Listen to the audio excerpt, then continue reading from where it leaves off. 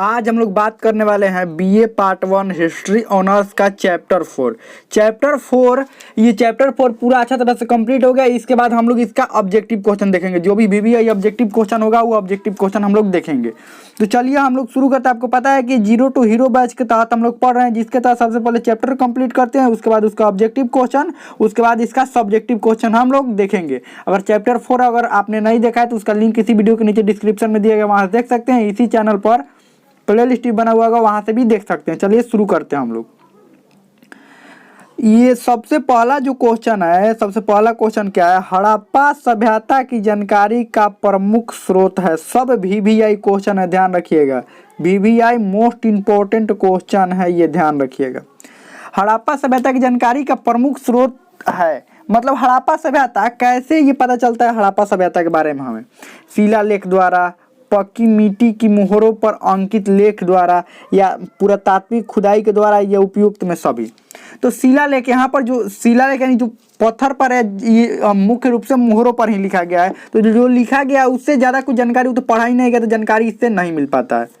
मोहरों पर लिखा गया उससे भी जानकारी नहीं मिल पाता है। पुरातात्विक जो खुदाई हुआ है, ये पुरातात्विक देखिए, ये सब खुदाई जो हुआ है ना, ये सब इसी से जानकारी मिल पाता है। यहाँ के देखिए, यहाँ के रास्तों के बारे में, यहाँ के घरों के बारे में, यहाँ के टीला के बारे में, यहाँ के जो भी स्नानागार थे, भवन, जो भी बाकी जो भवन थे या जो भी रास्ते थे, यहाँ पर जो भी मिट्टी के बर्तन मिले, इन सब से जानकारी मिलता है यहाँ का।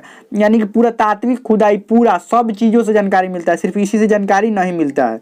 इससे तो जानकारी मिलता ही है, लेकिन उतना जानकारी अच्छा से नहीं मिल पाता। पुरातात्विक खुदाई जितना भी मिला है, सबको सम्मिलित रूप से करके और देखने पर तब जानकारी इसके अच्छे से मिल पाता है। देखिए, इसकी ईंटें हैं, दीवार है, ये सिंधु घाटी सभ्यता का। तो इसका आंसर हो जाएगा पुरातात्विक खुदाई। चलिए आगे बढ़ते हैं। अगला क्वेश्चन क्या है? हड़प्पा सभ्यता की खोज किस वर्ष हुई? हड़प्पा सभ्यता की खोज हम आपको क्या पढ़ाया है कि हड़प्पा स्थल के खोज बताए हैं। हड़प्पा स्थल का खोज 1921 में बताए हैं। फिर मोहनजोदड़ो जो है उसका 1922 में बताएं। ये सब स्थल के बारे में बताएं कि खोज इतना में हुआ था। हड़प्पा सभ्यता या सिंधु घाटी सभ्यता का आपका खोज पूछ दिया जाए किस वर्ष हुआ, ये तो स्थल के बारे में।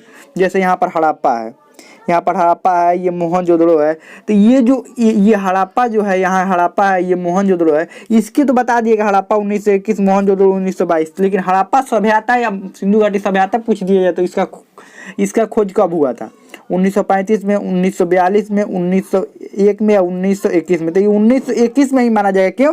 क्योंकि सबसे पहला इसका स्थल कौन था? हड़प्पा। और इसका खोज कब हुआ? 1921 में। इसीलिए हड़प्पा सभ्यता का भी खोज आपसे कोई पूछेगा कब हुआ तो 1921 में। या मोहनजोदड़ो का खोज, मोहनजोदड़ो बोल रहे हैं, ये हड़प्पा सभ्यता या सिंधु घाटी सभ्यता का भी खोज कब हुआ? ये 1921 में। मोहनजोदड़ो तो 1922 में हुआ था।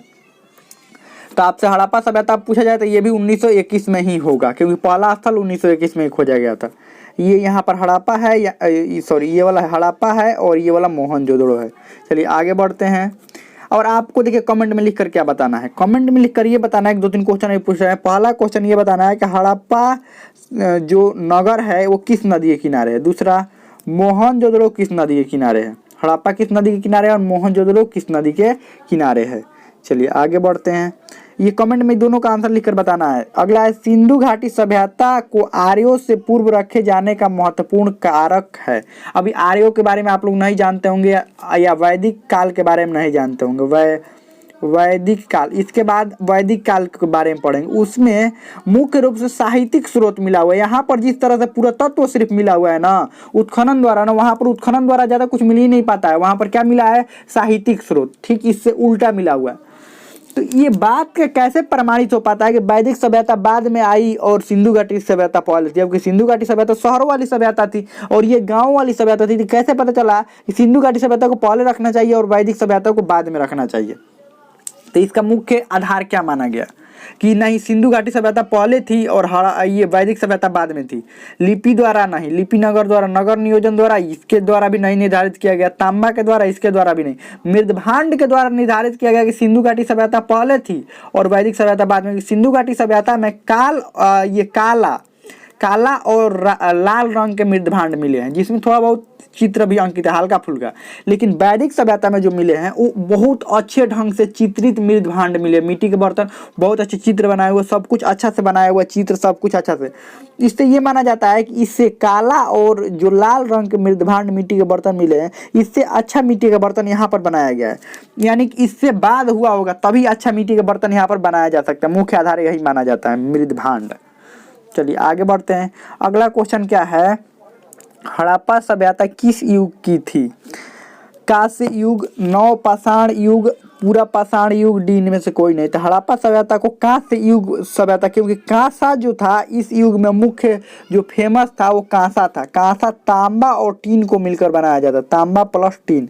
अभी भी देखिए कांसा के ये बर्तन है, अभी का प्रचलित बर्तन जो है कांसा का। उस समय तो मृद भांड बनाए जाते थे और कांसे के भी कुछ बर्तन बनाए जाते थे। उस समय हड़प्पा सभ्यता में कांसा का औजार भी बनाया जाता था। तो यही उसको कांस्य युगीन सभ्यता भी कहते हैं, किसको? हड़प्पा को। क्योंकि अधिक प्रयोग किसका होता था? किसका? कांसा का। बर्तन बनाने में भी कांसा का, हथियार बनाने में भी कांसा का। अभी देखिए ये कांसा का बर्तन है, ध्यान रखिए। ये किसका बर्तन है? कांसा का बर्तन है।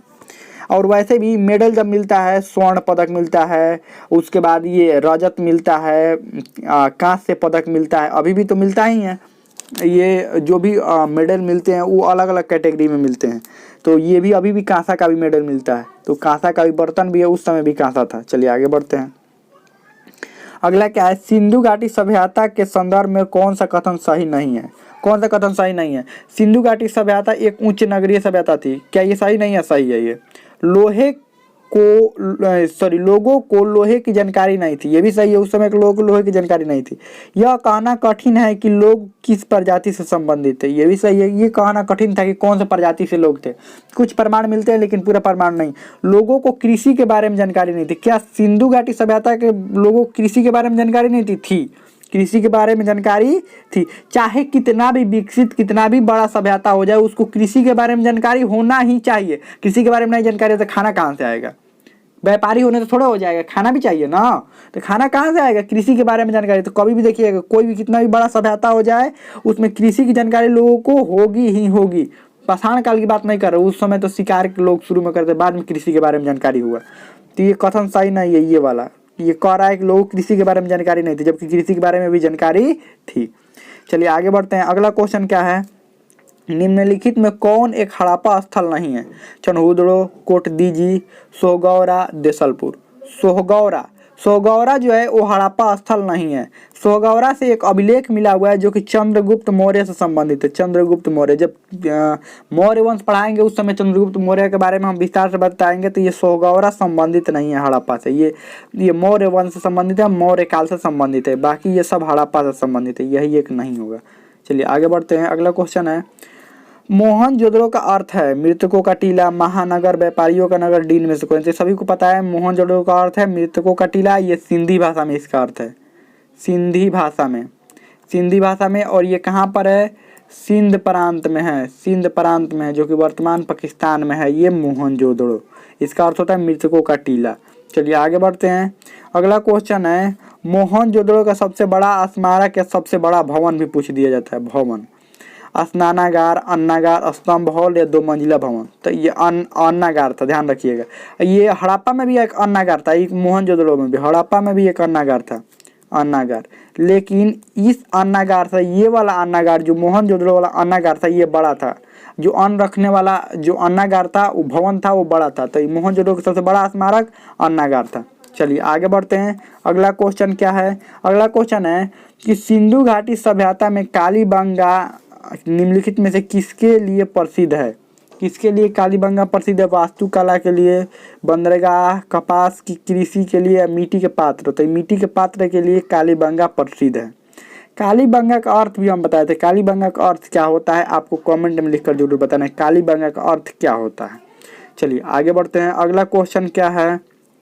अगला क्वेश्चन है, किस हड़प्पा स्थल से फारस की मुद्रा प्राप्त हुई है? किस हड़प्पा स्थल से फारस की मुद्रा प्राप्त हुई है? लोथल से, बनावली से, दैमाबाद से या डी इनमें से कोई नहीं थे? लोथल से प्राप्त हुई है, क्योंकि लोथल एक बंदरगाह था।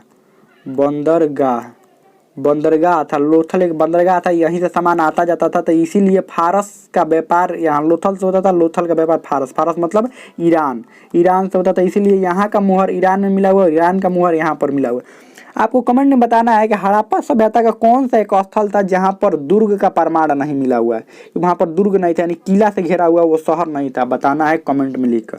तो हमें लगता है कि इतना समझ में आ गया होगा। अभी और भी ऑब्जेक्टिव क्वेश्चन है, इसमें कोई भी डाउट हो, कोई भी क्वेश्चन हो, आप कमेंट में पूछ सकते हैं, मुझे तो समझ में आ गया होगा।